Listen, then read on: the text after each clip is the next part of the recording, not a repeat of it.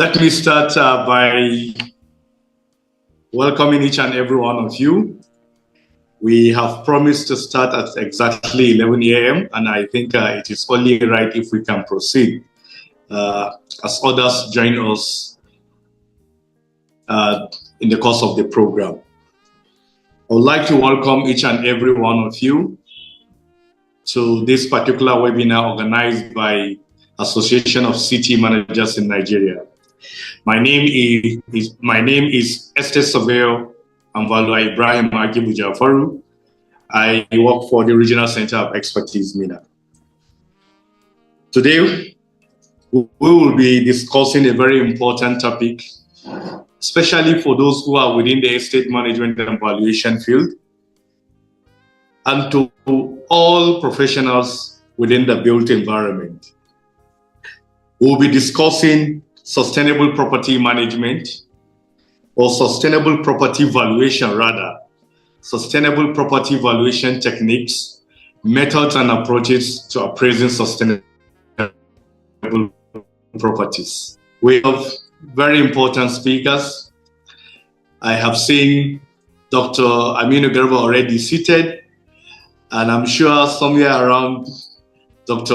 Olayiwo Oladiran is also going to join us any moment. Before we go into the presentations proper, it is only right I introduce our president, who will be giving us his opening remarks as we proceed with the session.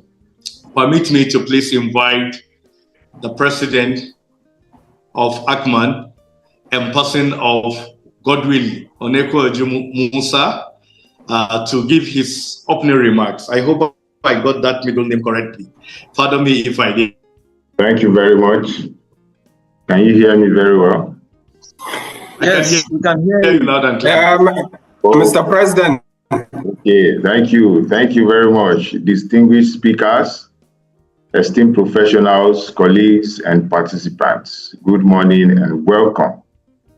It is with great pleasure and deep sense of responsibility that I warmly welcome you all to this important capacity development workshop organized by Association of City Managers in Nigeria, ACMAN. Today, we focus on a topic that is increasingly shaping the future of built environment, that is sustainable property valuation techniques. As cities evolve, so too must the methods we use to appraise their asset also evolve. The urgency of climate change and resource efficiency and responsible urban development calls for valuers and estate professionals to rethink traditional valuation practices and integrate sustainability metrics. This workshop is a step in that direction. We are honored to have with us today some of the finest minds in the industry, individuals whose expertise and insights will guide us through innovative and practical approaches to appraising sustainable properties. Their contributions also promise to be as enlightening as they are also inspiring. At ACMAN, our mission is very clear: to promote equitable, livable, and sustainable cities for enhanced quality of life and livelihood in Nigeria. And we know that this cannot be achieved without equipping professionals like you with the right tools, knowledge, and platforms for collaborations.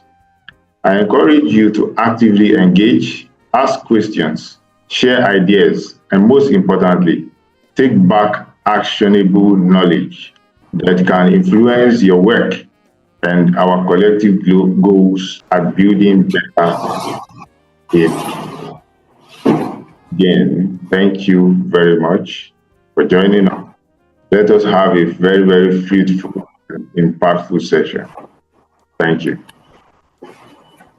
Thank you very much, our president, the president of Association of City Managers in Nigeria. You have set the tone. We are to the presentations at any moment from now. I'm glad that we have Dr. Aminu Waziri with us already.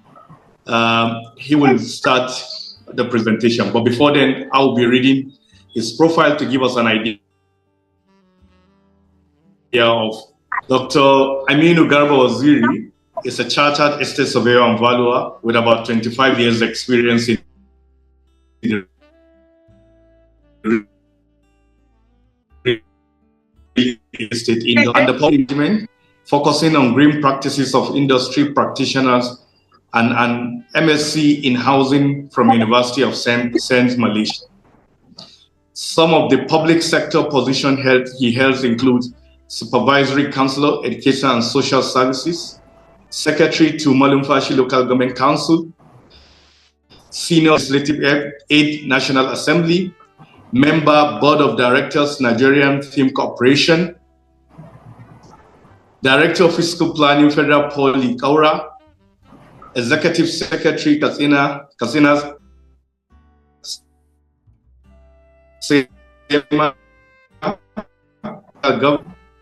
Head Government, Nigerian Army University, BU, and Permanent Secretary, Minister of Agriculture, Katsina State.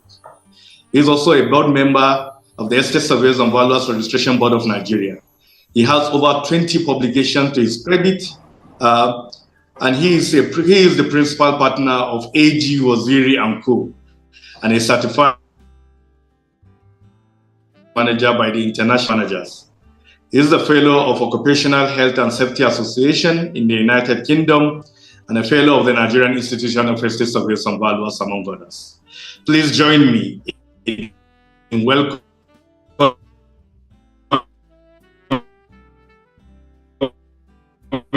Waziri. You are very pleased presentation. Thank you very much. Thank you very much, my noble colleague, the president of this very important and relevant association within the global arena, Association of City Managers in Nigeria. Fellow discussants, members of the panels, viewers, a very good morning to you all. The topic for discussion today or for capacity building borders on sustainability and property valuation techniques. Like we all know, sustainability and sustainable development has come to stay because it's the most realistic pathway towards a global best practices toward sustaining the planet Earth and toward ensuring equitable environment at all places. There has been so much discussions and deliberations on sustainability and sustainable development. And the resolution is that also to contribute towards sustainability and sustainable development. Sustainability has now been considered as a great property investment. Sectors are involved, so also property and construction industry, because we all know that studies have shown that more than construction and property industry contribute quite over 40% of environmental issues. And of course, it has the capacity or propensity, in a pathway, such constructions and property development. Valuations sometimes reverted must key into green practices so as to contribute to what time it is a function of, and of course we've known the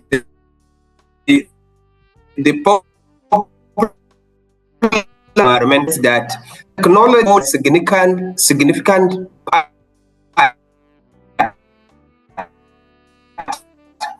please We are listening. Please go ahead.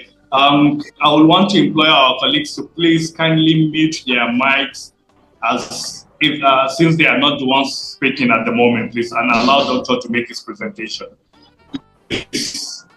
Or in property valuation approach and strategy and techniques, we have to make reference to valuation approach, whether it is sustainable or not. Well, when you look at the conventional valuation approach, the ones that we've known, they are of two components. We have the traditional method and we have the modern method. Both of these methods have not added aspect the emerging development within global south, global north, across the planet, as this issue is arisen and of course is now being considered. What sustainability components in property? You can see we have various methods of valuation. The expectation is this: there will be a different aspect or different technique that will be applied for assessment, and now come forward and embed them onto this various method of valuation that one choose or is relevant to the valuation in question.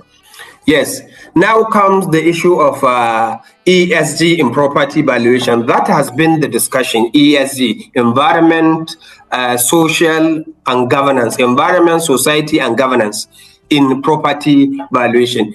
In Europe and other parts of the global south, real estate transparency index on sustainability was first captured in 2012 by Jones Langsale. In 2012, there has been activities ongoing starting from the sustainability component in property investment decision has since been acknowledged.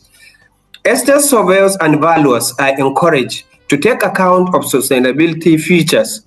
Okay, let's proceed with the sustainability and property valuation. The 2007 Vancouver Valuation Accord Sustainability in Valuation debate commences, and they said it's a commitment valuation standard organization across the globe to commence integrating sustainability in property valuations and appraisal, at least to make it a key requirement. We have to begin to think what are the components of this sustainability requirement. As we go through other slides, we look at what it takes. Estate surveyors and valuers are expected to understand sustainability characteristics of a property, including legislations and policies as presented by sellers just last year in 2022. Equally, integrating sustainable and green practices into the valuation metrics has become key requirement for effective decision-making process. You see, this make it really relevant, very possible for estate surveyors and valuers to, and it's a must to begin to think what and how do we embed these sustainability features into our valuation practices. But embedding such sustainability features has to go with certain standards, like the International Valuation Standard IBS 2024 has stated clearly on ESG, environment, social, and governance. The three pillars establishes criteria and framework for assessing property sustainability. That is the one of the global organization on valuation is International Valuation Standard Council, and in it, when you go through it, they have provide aspect of this ESG that one considers when he is undertaking valuation that has to do with sustainability and sustainable development. ESG factors should be considered by valuers to the extent that they are measurable.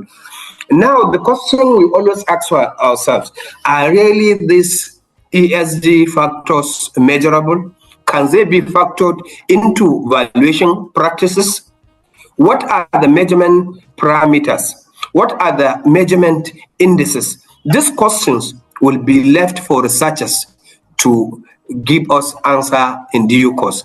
There is equally, apart from the IVSC, the Royal Institute of Chartered Surveyors is on another global platform that consider issues when conducting property valuation. In the United Kingdom, we know we have RICS, of course, which regulate the practice, which certify those who are to become estate surveyors from the various perspectives of the built environment, equally highlighted on sustainability in property valuation and focuses on environment and climate change, health and well-being, and personal and corporate responsibility, especially when ESG has to do with companies that you integrate not only 3 but the 4 dimensions when you are looking at the overall company as a business entrepreneurship.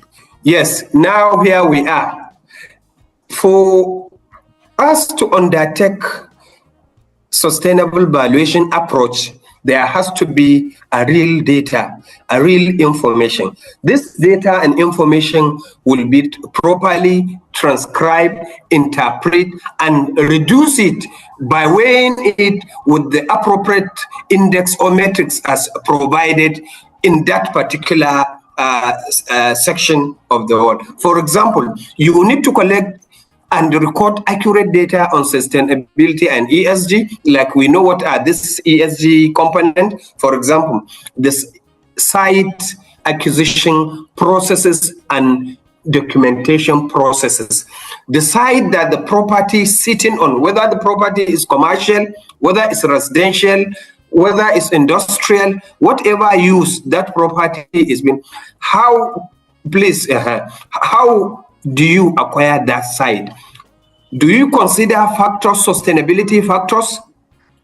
Do you acquire by way of compulsory acquisition? Do you pay adequate compensations? Have you resettled the displaced person? Questions like that has to be answered, because when you are taking up sustainability in the real sense, you are taking up the entire life cycle costing, or from the inception of a particular project until the close up of that project. What I'm saying, from the start of the project until the end. Now you are coming in to value it. You have to, and you are considering sustainability factors. Some of this information need to be made available for you to be able to make proper and adequate decision. You need to source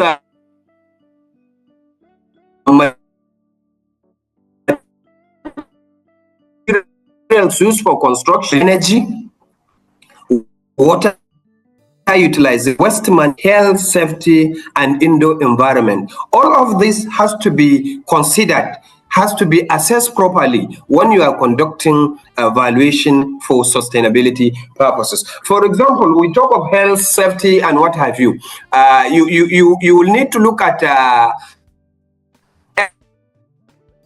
expert and on in environment, heating, ventilation system to gauge and measure whether it complies with the health and safety.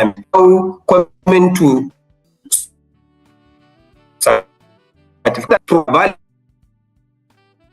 evaluations that you use to do, and how impact is that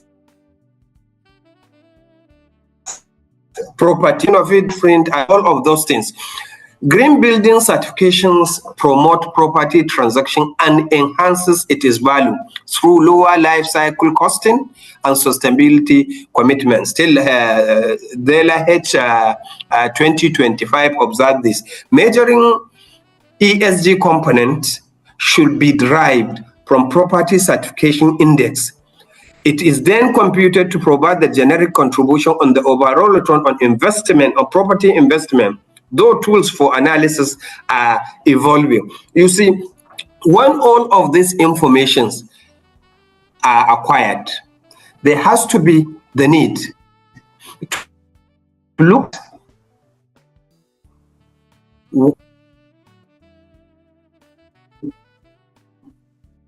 patients through globally environmental design, which was developed by the United States Green Building Council. Then we have the Building Research Establishment Environmental Assessment Method by the United Kingdom, and we have the Energy Star. These were actually models developed by this developed country, US, UK, and others, that is acclaimed to be applicable globally. However, we know we have our own local issues, and as such, we have to have our own metrics or domesticate such metrics to suit our purposes in Nigeria if we must value for sustainability.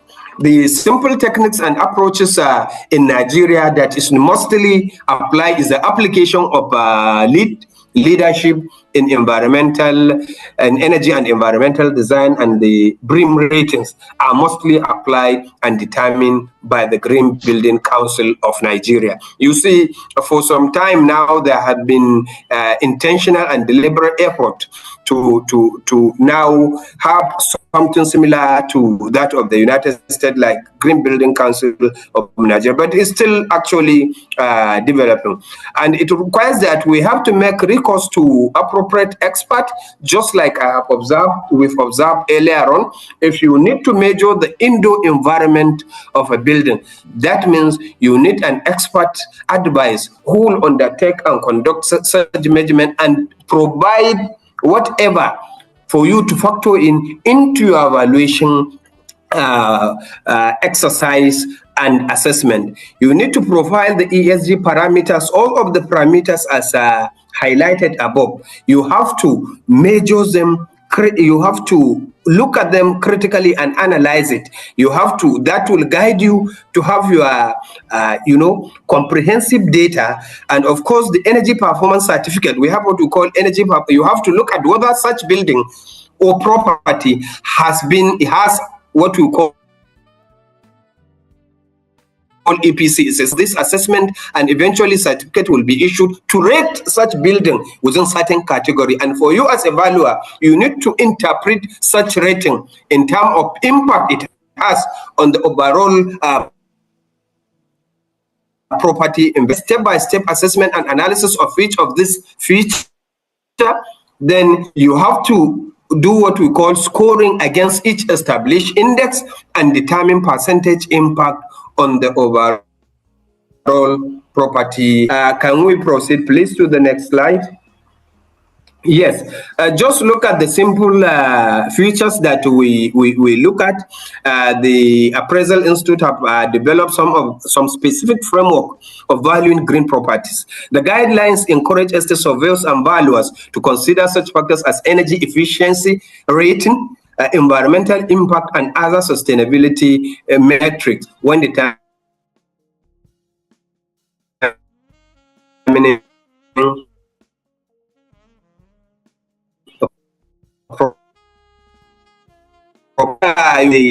and there is scope.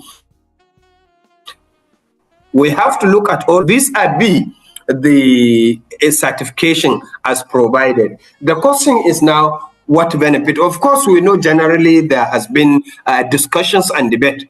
There's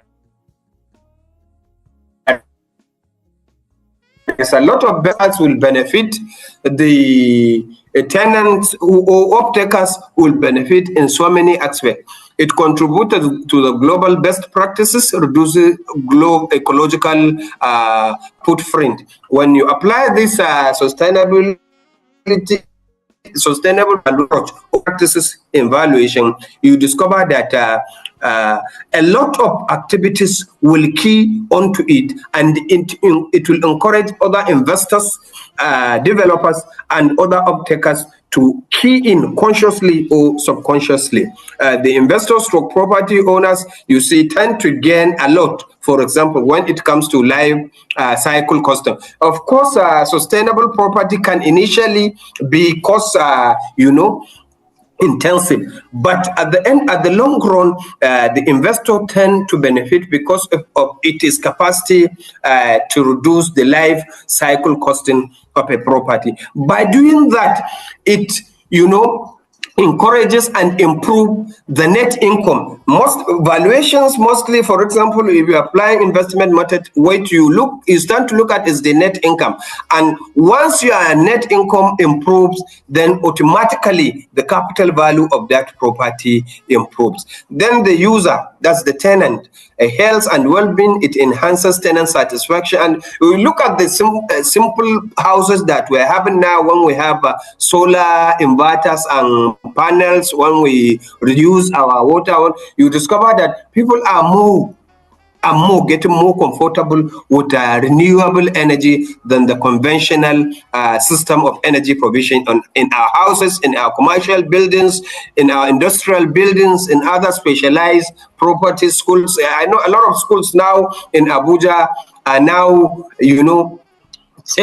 moving to a more renewable energy than the conventional ones, because it reduces a lot of costs and to the environment, but also development. Then it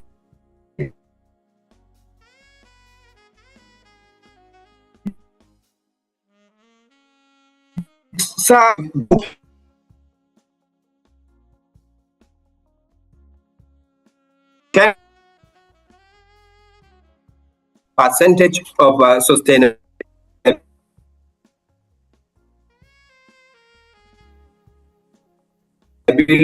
component and futures tend to gain what is in countries, but there are, some, income offered to aspect of sustainability. Can you hear me, please? Yes, we can hear you loud and clear, Doctor. Can we go back a little, please? Yes. Okay, let's proceed. That's why I stopped. I don't know whether the glitch started from this slides. Anyway, we can proceed. Augment options. That is the last part you were talking about when we started to observe it. Okay, we have talked about the carbon credit. Properties with sustainable features tend to benefit industries inclusive that can confidently, provide justifications of certifications acquired, tend to benefit from a global fund that is set aside for this carbon credit. Anyway, we can proceed to the.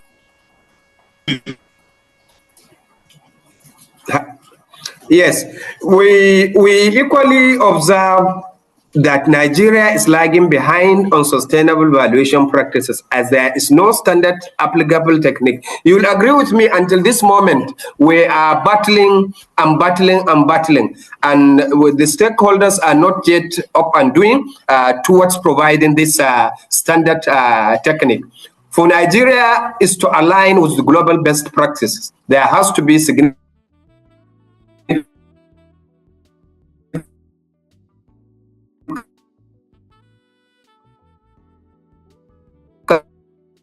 and deliberate, very strong commitment. There has to be some deliberate government policies and legislation that will provide the necessary framework model for proper establishment of Green Building Council. You see, we have that, like we have seen earlier, we have a Green Building Council of Nigeria, but that is what we have. The structure we have as at today is not enough. We need the process. There has to be policies and legislation, because I could say valuation, sustainable valuation technique is a specialized one. So it requires a lot of expertise. It requires a lot of capacity building. It requires a lot of legislation by policy makers, stakeholders to come together and start the ball rolling. We are not yet there. Professionals in the built environment need to come forward and more proactively drive the process, like we said, like the S-bond, knives, carbon, etc., requires to partner with organizations as IVSC, RICS on capacity building for sustainable valuation practices, especially as it affects developing countries. The global South have gone, even though they are the major contributors of greenhouse gas emission, they are the major contributors of the environmental problems we are having today. But then we are getting there as we are evolving. We are getting there as we are developing. Therefore, we have to come together to begin to think and brainstorm globally, get the expert and proceed. In conclusion, the world has decided to be green in order to save the planet. As such, all sectors and countries are expected to appropriately and proactively key in. The whole idea of sustainable valuation technique is to ensure integration of economic, social, environmental, technological, and political features of a property into investment market and necessary skill set to integrate sustainability features into the property valuation practices. We equally observe that sustainable property valuation approach requires application of significant knowledge and understanding of sustainability features as renewable energy, water utilization, water savings, waste management, health, transportation, accessibility, and the neighborhood pattern all require expertise to analyze these features. Each of these features is scored against an established criteria to determine overall impact on the property market. You see, when you are undertaking valuation, you have to have enough information, enough data. It's the information and the data that you'll use to analyze and eventually come up with justifiable position that will stand the test of time. We are lagging in this data, we are lagging in this information, and we are lagging behind in the techniques that will guide us toward production of this data and increases the time. At the end of the day, I will conclude this by really appreciating the management and leadership of the Association of City Managers in Nigeria for giving me the opportunity to present these brief discussions. Even though the time is really, when time is allocated to me, I felt 20 minutes is not enough, but then we have to start from somewhere. Maybe subsequently we would have more value. And I thank you all. I hope I have not gone beyond my allotted 20 minutes. Thank you. Thank you very much, Waziri. That was very, very inciting. I agree the time will not permit us to exhaustively discuss the graduation. But I must commend you, sir, for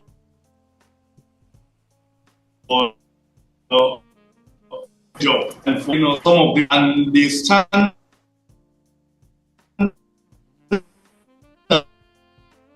reporting valuation.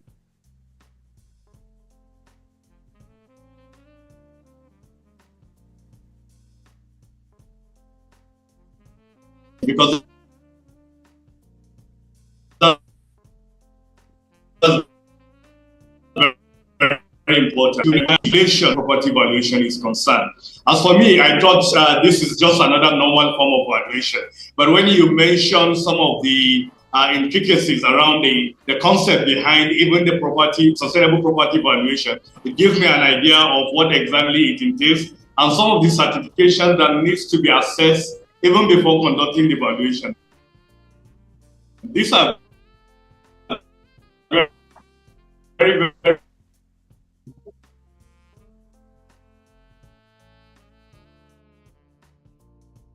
culture from the beginning. beginning, even and then are following environmental laws and standards in all of that. Because you mentioned in the long run the benefit the investor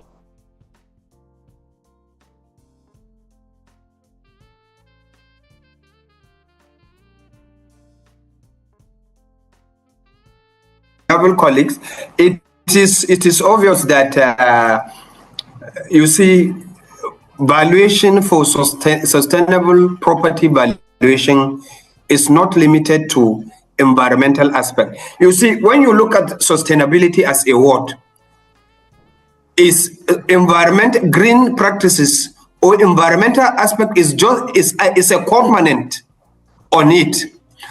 So there has to be a complete package. Section A, B, C, D, I categorize it up to 5 sections. You have the economic aspect, you have the social aspect, you have the environmental aspect. All of this aspect has to have some index of scoring based on global best practices. Then you have the political and the technological aspect. For example, when you have smart houses, there are houses that you can operate at the comfort of you have like 15 minutes to take you to your house. You can set your air conditioning system, all of these facilities while you are there. And all of these facilities supposedly are getting the energy from renewable sources. You can, there is clear difference when you come to undertake that kind of property, assuming it's a 3-bedroom bungalow flat or a duplex, will be different from those one that has nothing like sustainability features. When you come to value it, a property of similar sustainability component in all aspects will be different. Nevertheless, you made mention of from the inception. We made mention from the inception that will touch on social aspect of it. For example, sustainability says you must pay adequate compensation.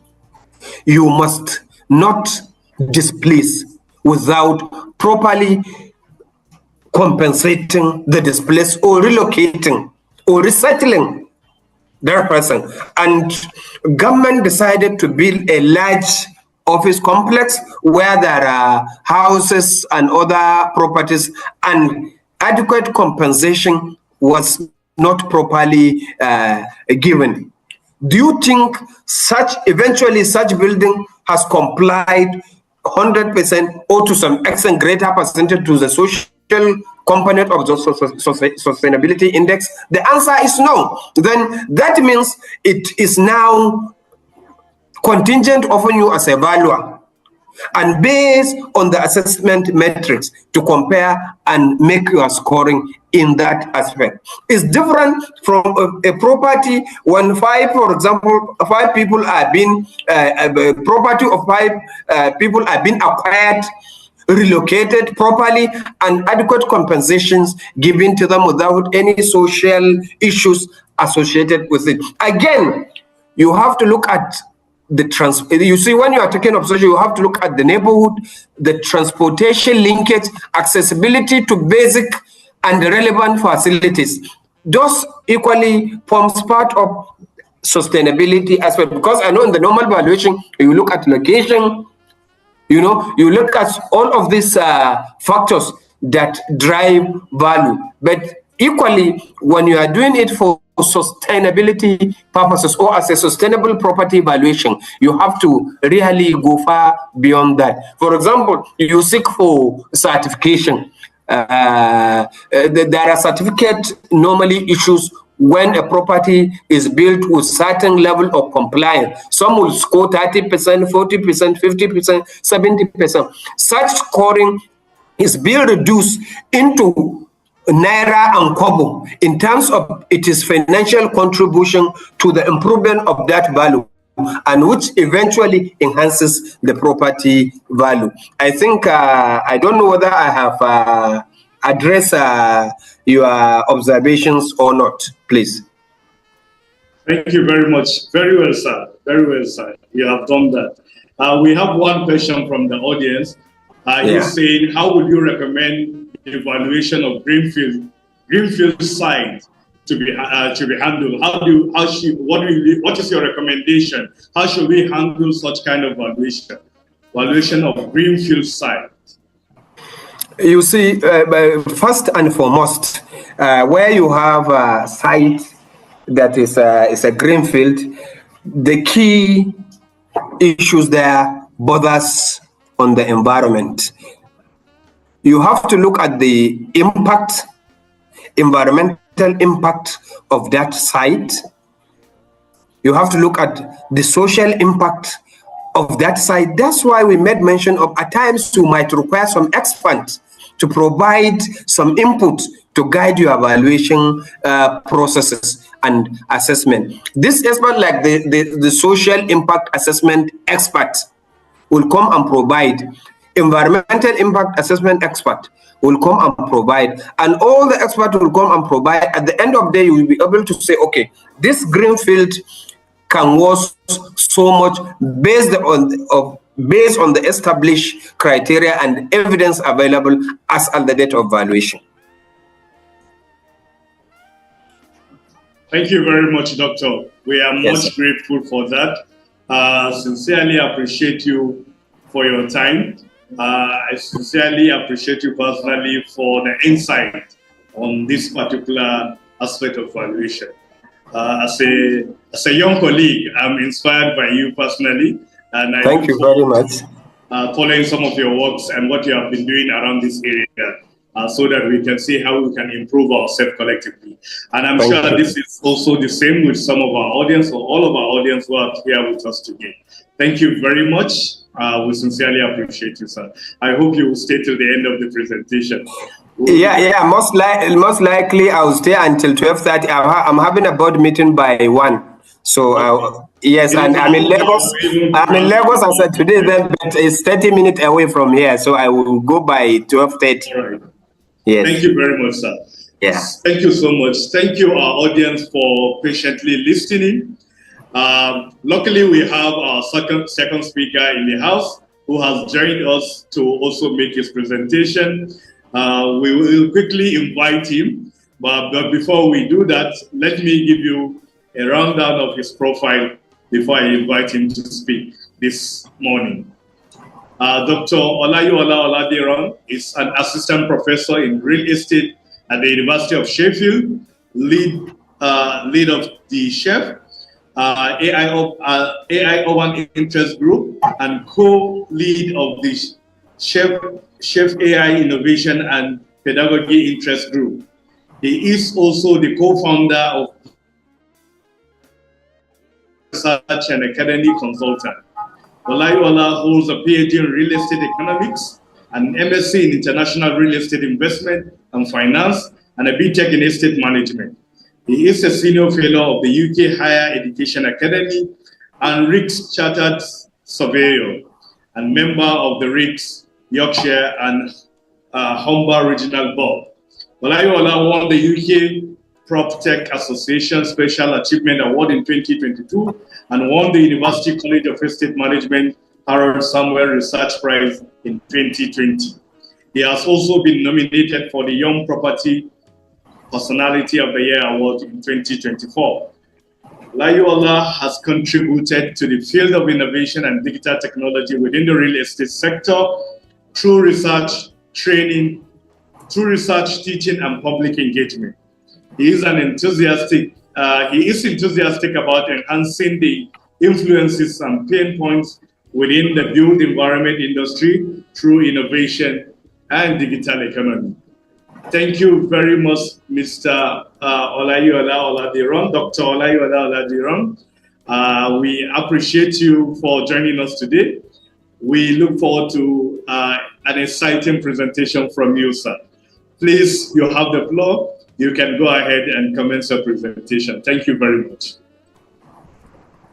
Thank you, Mr. Jafaru. Good morning, and I just want to share my screen very quickly. Okay, good morning, everyone. I'm waiting for permission for my screen to be shared.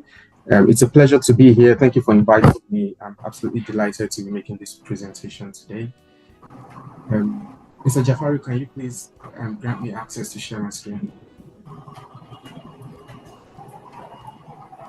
You have it. Okay, thank you.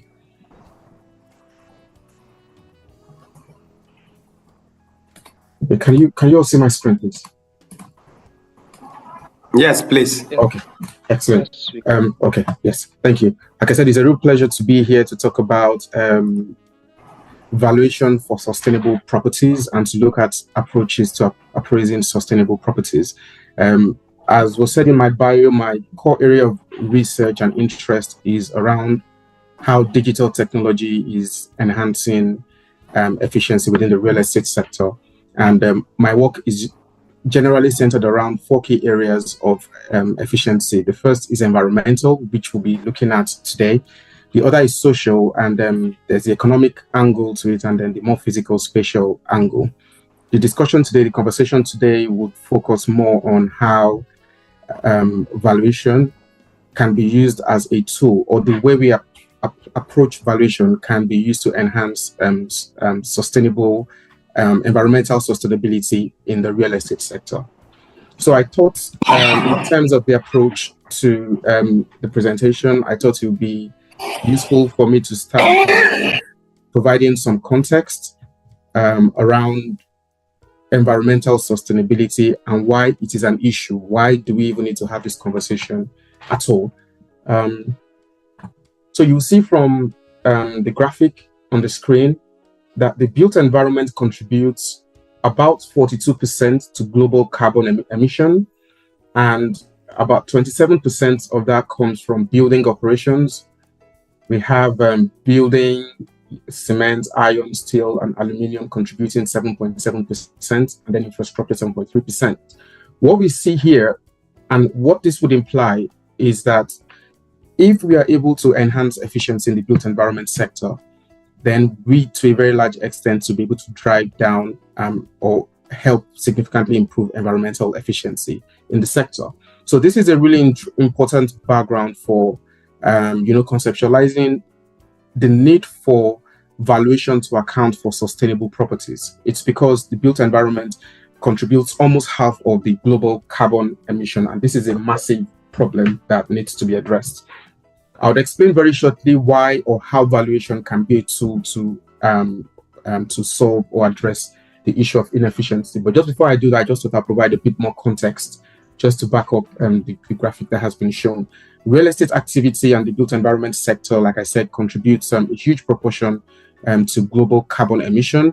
And we've seen that emission in the built environment sector comes from different areas. It comes from transportation to construction sites. We see construction materials, even to little things like going to view properties physically, conducting, manual valuation as we usually do it. I won't be able to talk so much because of the scope of the discussion about automated valuation models, but what we have in the UK, in Australia, in the US, Canada, and many developed countries is that residential valuation is usually not done physically. So there's no need for anyone, when it's residential, you can go online, put your property address online, put the property features, and it can generate your property value almost immediately. People use that to apply for mortgages, for insurance, and for other things. But obviously, that's not the scope of the conversation. But what I'm just trying to say is that many activities that we're used to in the built environment contribute to the carbon emission that we see. And there is now a lot of concern about how the built environment, professionals included, can help to minimize this carbon emission.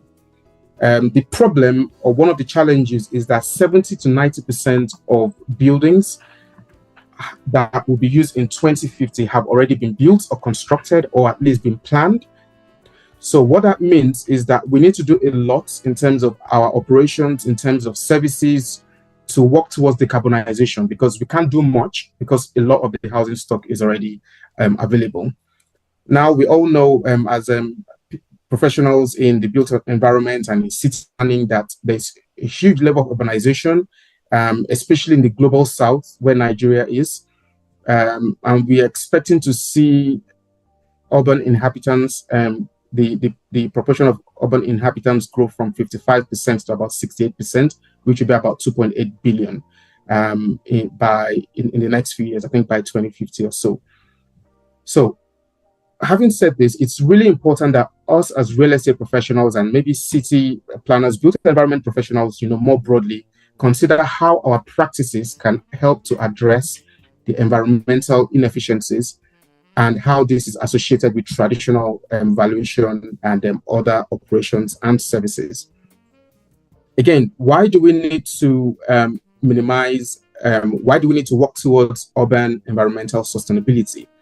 Because if we can achieve this, if you recall the graphic I showed at the beginning, we can work towards reducing carbon emissions, we can work towards improving air quality, we can enhance resilience to extreme weather and natural disasters, we can support biodiversity and green space preservation, and promote energy and resource efficiency.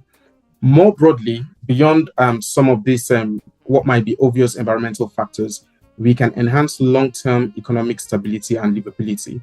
So the more the environment is safe for us, the easier it is for people to live, the easier it is for people to carry out their economic activities, and the more people can be more comfortable and viable. So again, still trying to create a backdrop here of the importance of this topic and the importance of this conversation. Environmental sustainability is now a key feature in the real estate and the built environment sector, more broadly. There are growing regulatory pressures. So we see financial regulators, we see even built environment regulators consistently talking about sustainability and environmental impact. 10 years ago, this wasn't as much of a topic. It was framed within the Sustainable Development Goals. Now we see more specific goals and agendas, policies driven towards environmental sustainability. So this is now a topical issue. It is really important. And what we've seen, especially for those of us in property valuation or those in investment, in finance, is that investors are now seeking, are now trying to see ways through which they can drive their green agenda. So you see corporate strategies, even for investors, highlighting the need for environmental sustainability. And that is also trickling down to tenants as well. And this obviously might be more, in the developed countries than, the global south. But global investors are now seeking for how they can increase their corporate image by promoting green and sustainable practices. Tenants as well, like I said, are beginning to do that because many corporates, are beginning to buy into the agenda of environmental sustainability. So this is no more an issue that can be swept under the carpet, especially for countries that are looking to attract foreign direct investment. We need to understand the importance of environmental sustainability and how it's even driving, capital inflow. In some parts of the world, I might not be able to say that about Nigeria, but in some parts of the world, we see property values increasing, and I'll provide some examples about how this happens. We also see operating costs decreasing, and again, there are some specifics to provide some context into how this happens. But this is really important for investors and operators because the idea is to minimize cost and maximize revenue. So if there are certain activities or certain measures that can be put in place to ensure that property values are maximized and operational costs are reduced, this becomes a massive plus for operators and those seeking investments. We also see environmental and sustainability factors becoming key issues when it comes to risk mitigation, especially against asset obsolescence, especially when it relates again to climate-related asset obsolescence. So this is beyond just trying to massage the ego, so to speak, or corporate image of organizations or corporates. It goes beyond that to even more basic and fundamental issues like risk management and risk mitigation. We also see, I've mentioned how investors are now looking at finance. We see that sometimes there are there's what we call preferential lending or green finance for those who are who have projects that are sustainable. So that is a way of incentivizing people to go down the route of green infrastructure or green development. Then more broadly, we see that many organizations, especially international organizations and corporates, are trying to ensure that their reputation is enhanced and they show that they are responsible by promoting social and environmentally sustainable practices. And there are some ways through which they try to do this. Organizations try to do this. We see some of these, clustered in emerging topics. So we see conversations around climate change adaptation. We see some conversations around building sustainability and resilience. We see conversations around even energy security. There's a lot of conversations around data collection and management, and I'll speak a bit to that because that captures everything. Without access to data, it's almost impossible to understand fully the purpose and the role of environmental sustainability, and more practically for us as valuers to incorporate it in our valuation practice. So data is essential to this journey, and it's going to be a very long journey because it's going to take a while to adapt. It's going to take a while to adopt techniques that would promote green infrastructure. But the idea is data is fundamental to having all of this happen. And we see things around green buildings. We hear that a lot now.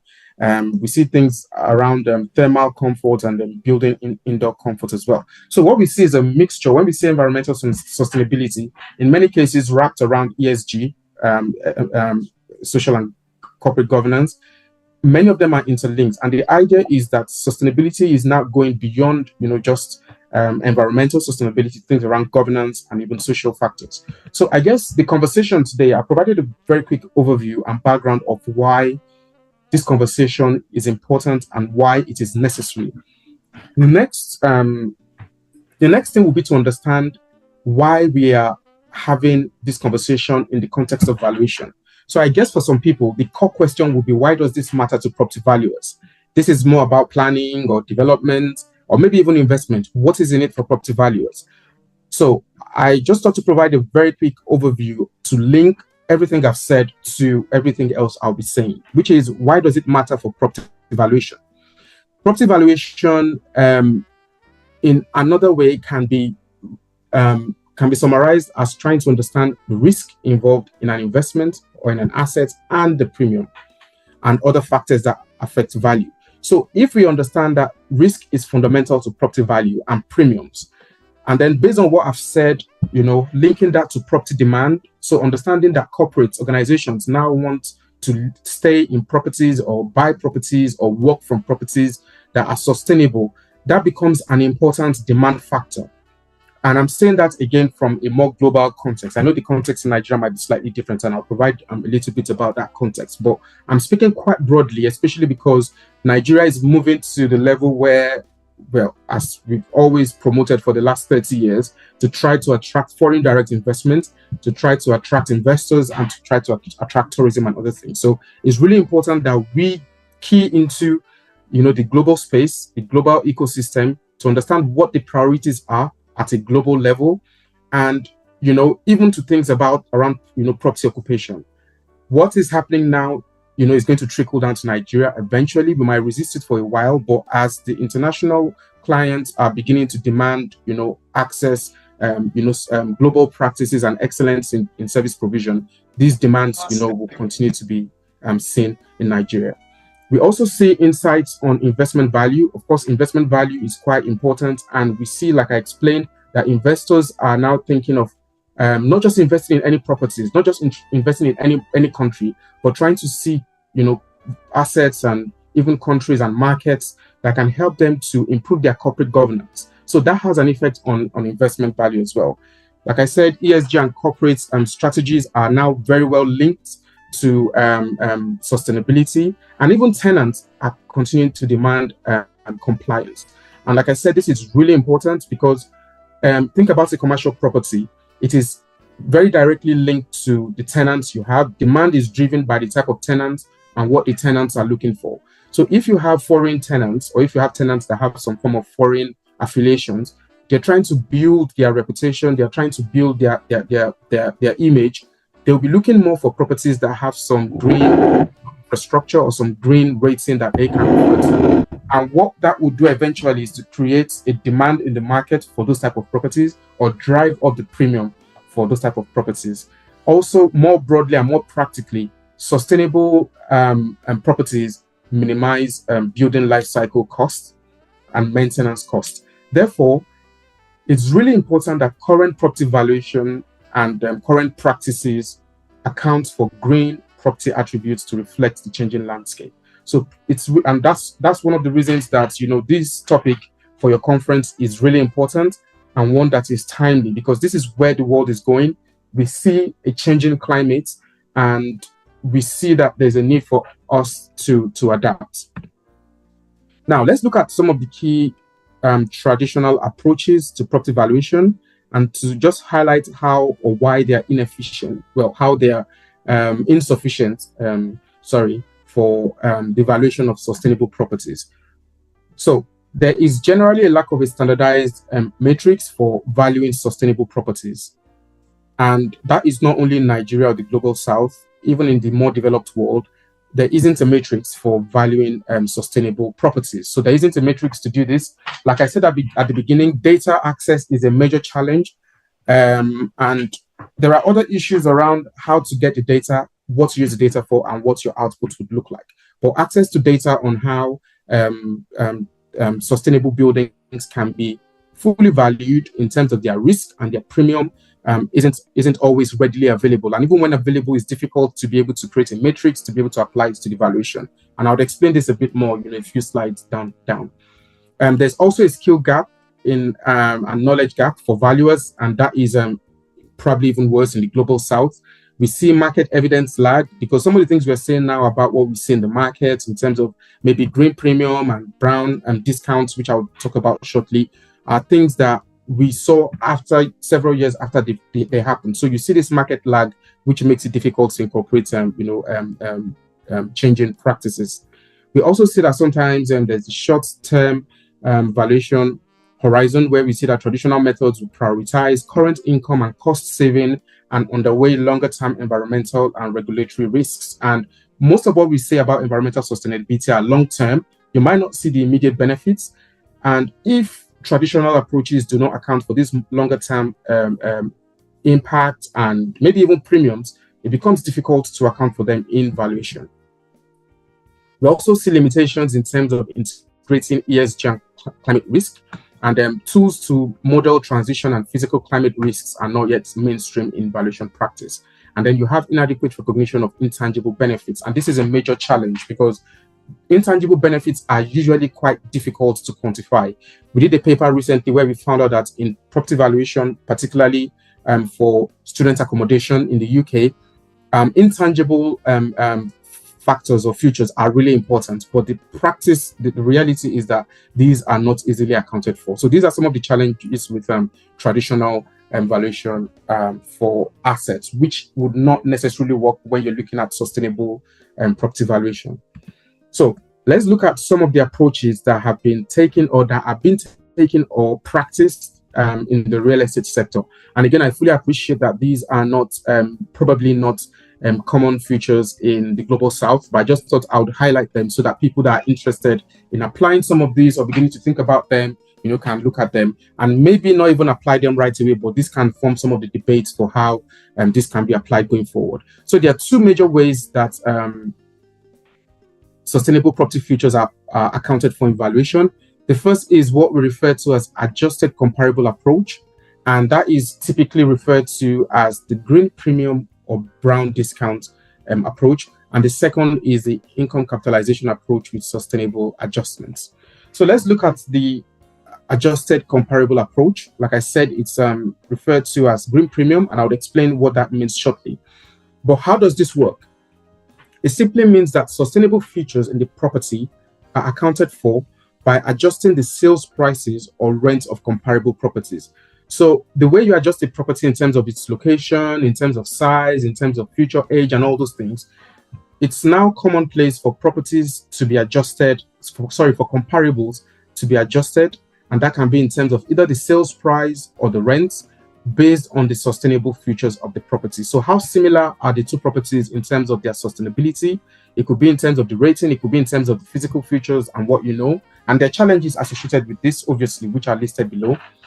So if a green building demands or commands higher rent or sale, then it's usually referred to as a green premium. and that green premium is applied.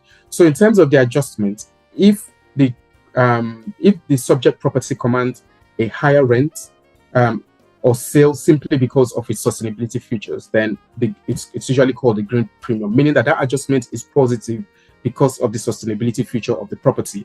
The brown discount is the direct opposite. So it's discounting for a property that has a lower sustainability feature. And this is like a crude method, again, very subjective, and the challenges associated with this. It's not perfect, but the idea is that this is a starting point that can be built upon, and even if nothing, can be the beginning of debates about how we can actually manage sustainability and how this can be applied in valuation. Now, I already mentioned some of the challenges, but just to highlight them very clearly, what are the core challenges with adjusting properties based on the green premium or the brown discount? The first is that it requires reliable market data, especially for sustainability-related premiums or discounts. And this is a major challenge because you hardly see this data available. So you hardly see the way this discount is done. Many organizations or real estate firms, maybe the Knight Franks or the CBREs or the GLLs might have some in-house what I would call conventions, but these are usually not made public. So it's quite difficult to understand how this adjustment is done, and it's usually intuitive and highly subjective. Now, this can add to the broader subjectivity in valuation, which is already a problem. So there's a lot of literature and practical conversations around how valuation is subjective and some of the risks and challenges associated with that sustainability. Thanks for the reminder. So this is one of the challenges with this approach, and it can even compound this challenge a bit more. Again, it heavily depends on the availability of directly comparable green and non-green transactions. So, and like I said, this data is usually not available. There's a chance that some people or organizations are trying to create a database, but at the moment, the data isn't readily available. So this comparative approach, even though very sensible and logical, has some challenges. And like I said, the major challenges are related to data access. So once data becomes available, this can be mitigated. The second approach is the income capitalization approach. And again, following the same format. How does this work? It involves the incorporation of sustainability through the adjustment of cash flows or capitalization rates. And again, green buildings may show higher net income due to lower operating costs and lower vacancy risk. I said something previously about how changing tenants' tastes, preferences, requirements, corporate social responsibility affects the demand in the market. If you have a property that has green features, especially in the developed world now, where many of the companies have their green strategy, or they have their corporate social responsibilities that are driven by sustainability, what that would mean for your property is that many companies would prefer to let the space on your property, and that would drive down vacancy. And the lower the vacancy rate on your property, the higher the income, which also can, relatively minimize operating costs. That can improve net income, and that can reflect in the property value. So there are ways that these are captured, through the mechanism I described, a few seconds ago.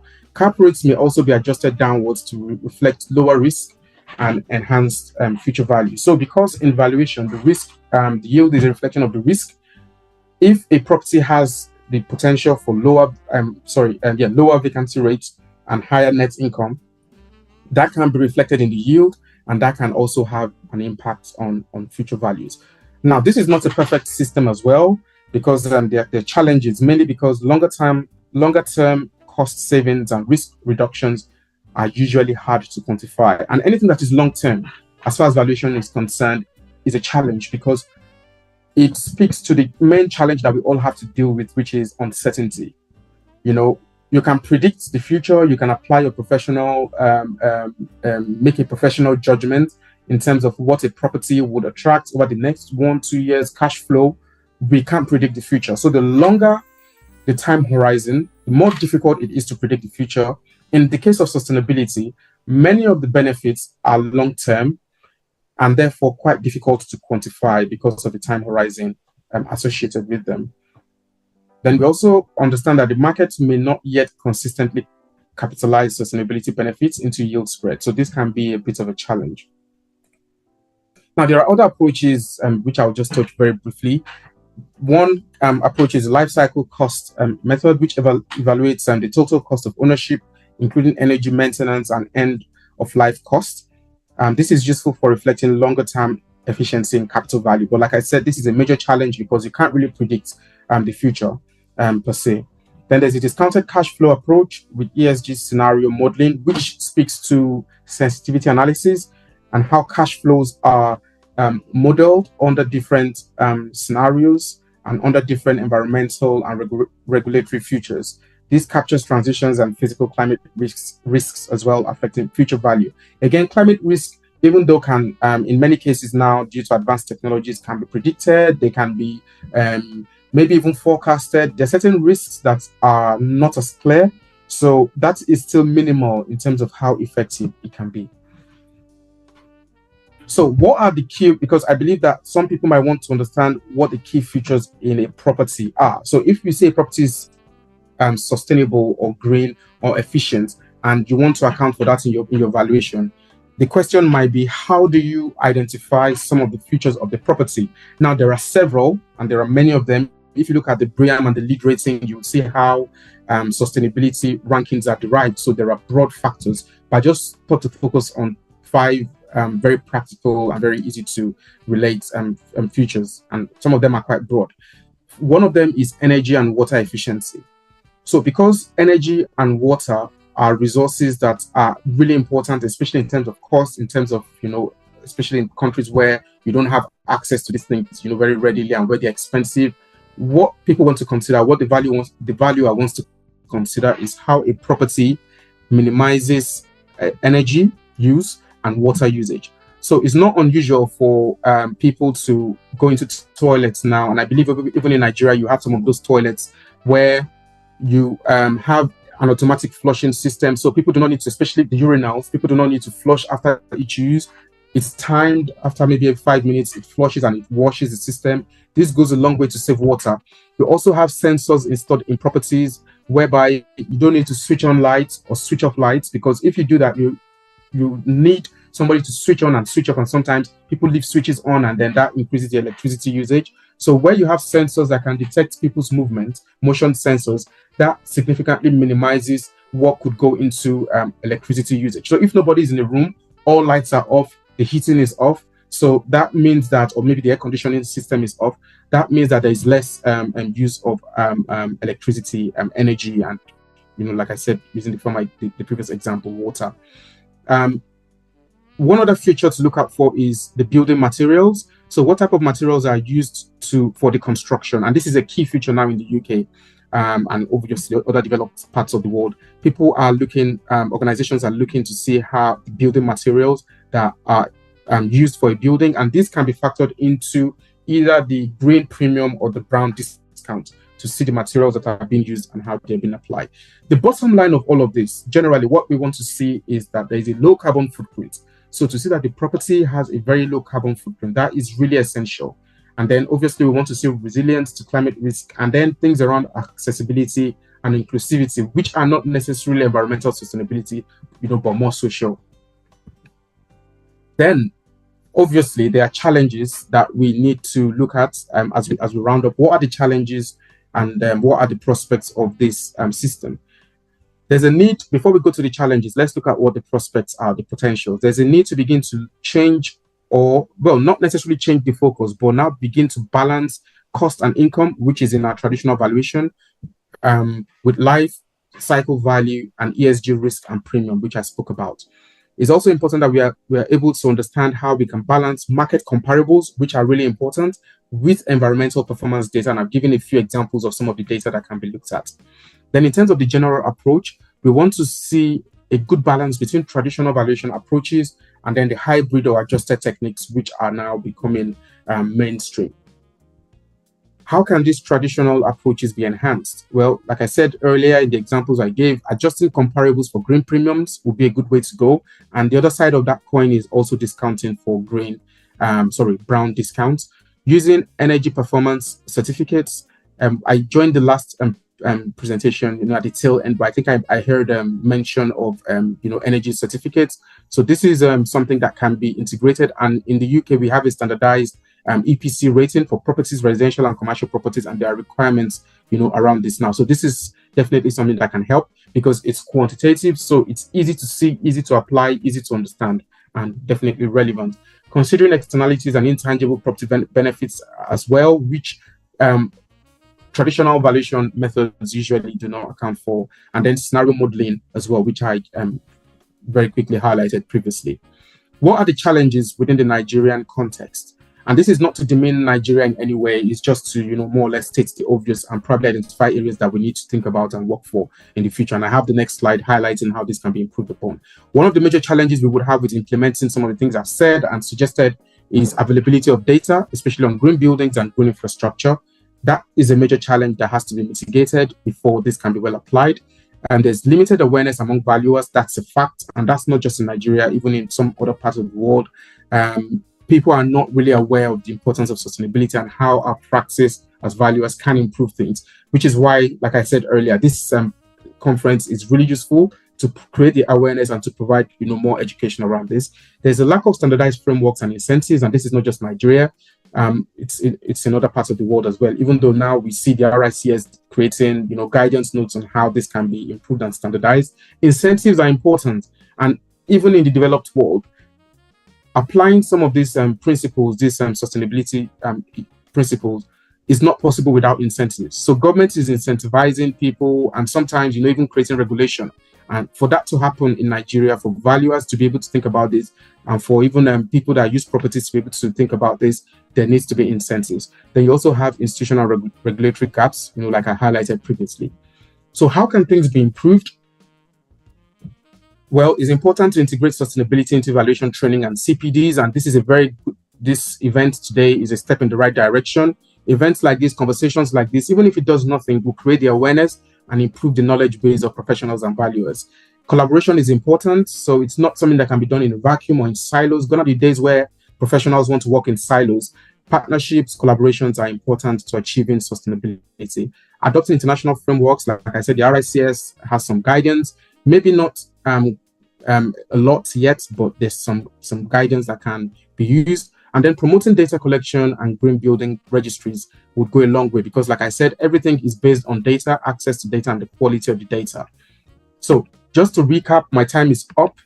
The key takeaways from the presentation today is that as valuers, we need to begin to account for sustainability futures, and this is global best practice. Nigeria should not be left behind. There are two common approaches which I highlighted. The first is adjustment comparative approach, and the second is income capitalization. There are several challenges that I've highlighted, linking from limited market data on green buildings to low awareness among valuers, to lack of standardization frameworks and incentives, and regulatory gaps. And I also recommended or suggested some mitigation strategies, and they include training, CPDs, collaboration, data collection, and a very strong regulatory framework.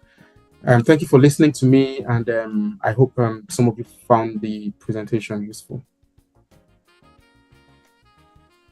Thank you very much, Dr. Olayiwo Oladiran. Thank you so much for such an insightful presentation. Sincerely, you have done wonderfully well. We've not been doing bad on time. We have extended briefly, but I think it is a worthy one. I'm sure even our audience will have preferred that we proceed with the presentation, not minding the time. But of course, we appreciate the two of you for sparing your time. You know how busy your schedules are. Yourself and Dr. Aminu Waziri, thank you so much for such a very beautiful presentation. Again, we'll briefly give room to our audience to to ask questions, make comments briefly. Because of the time, we are supposed to close the session entirely by 12:30, but we have some few minutes to walk around with. So if you have any question, as usual, you can send it to the chat box and we'll pick it up from there and share with our presenter. Otherwise, you can also raise your hand through the icon so that we'll give you a chance to speak or ask question. Dr. Olayiwo has been very interested in taking us round through from the statistics of how our environment have how our profession has extensively dealt with the environment as far as our carbon footprint is concerned. For me, I've not looked at it from even the indirect aspect of moving materials to site and all of that, vehicles that we use, heavy duty, vehicles and all of that. And then I quickly cast my mind back to the construction of the refinery by Dangote, where I had to construct, new railway system, a port system. All these are heavy, construction machines that will, of course, emit to the environment that ordinarily our mind would not have to look at from that perspective. Thank you so much, Dr. Olayiwo. That was a very, very insightful way of bringing it up for us to see it from that perspective and understand how our activities have barely affected the environment and the need for us to properly take note of it and see how we can make account of whatever it is that we have done in the environment. Thank you so much for that. If we don't have any question, it just means to say that we have absorbed all that have been said by the two speakers. And in that case, to still be within the time, I will want to just quickly invite my colleague and brother who will give the closing remark, Estate Surveyors and Valuers, Malachi Kolo, the Vice President of ACMAN, to please give his closing remarks.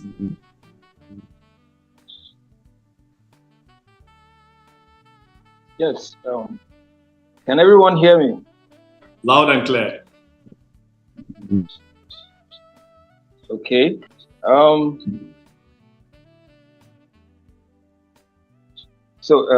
It's indeed a great privilege to be a part of this. And I want to start by thanking our two speakers who have dealt intensively with the topic. As we conclude this discussion on capacity development for sustainable property valuation techniques, it is clear that this is not a mere or an academic exercise, but a critical imperative for the future of our built environment and indeed our planet. We have explored how integrated sustainability factors of valuation goes, and we have seen that it goes beyond the traditional metrics. It goes beyond encompassing environmental performance. It also goes beyond social contributions and long-term resilience. These shifts acknowledge that properties are not isolated assets, but they are integral part of the connected ecological and social system. The capacity development initiatives we have discussed so far, whether through specialized training or continuous professional development or fostering interdisciplinary collaboration, are indeed essential. I think we are having some network issue with ESB Malachi.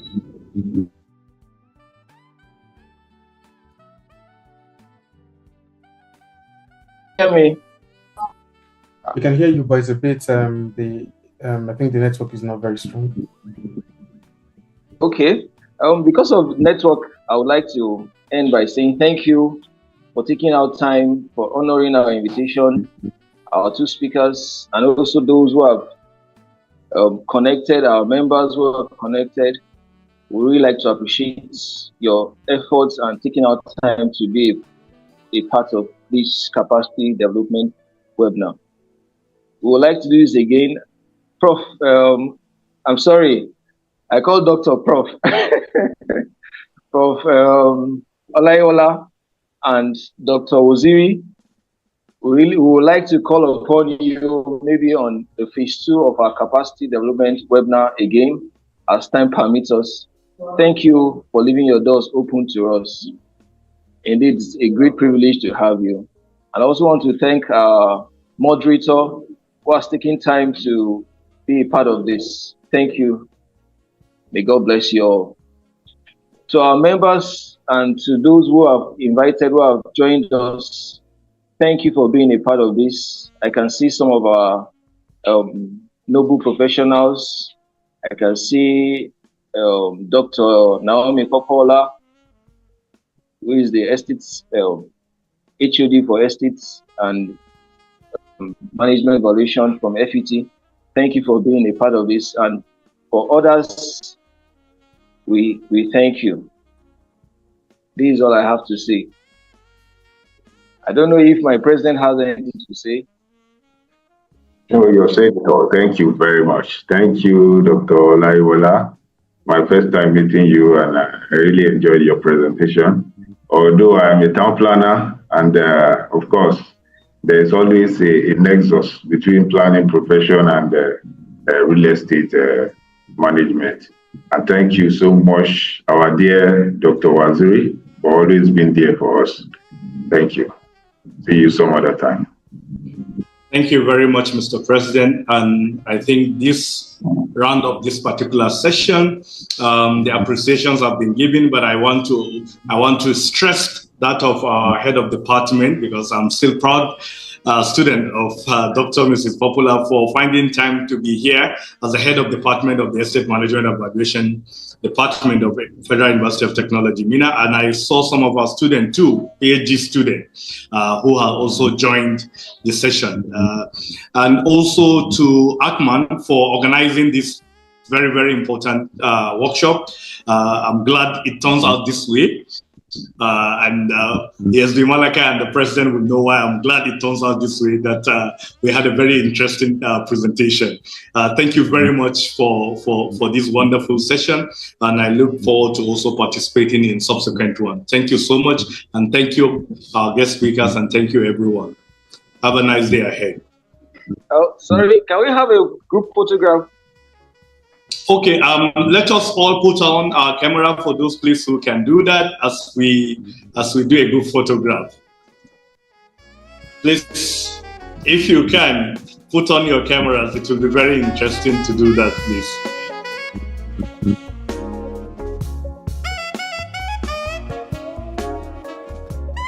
Are we having more people turning up their cameras? Yes, thank you very much, Alhaji Usman.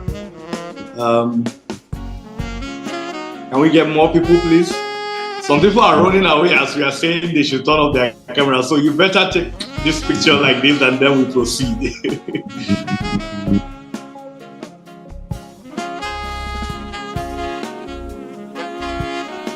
Are we good? Yeah, all right. I have it. Yeah.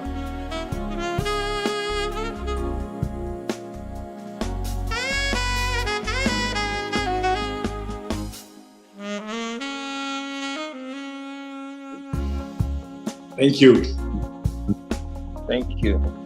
Thank you so much.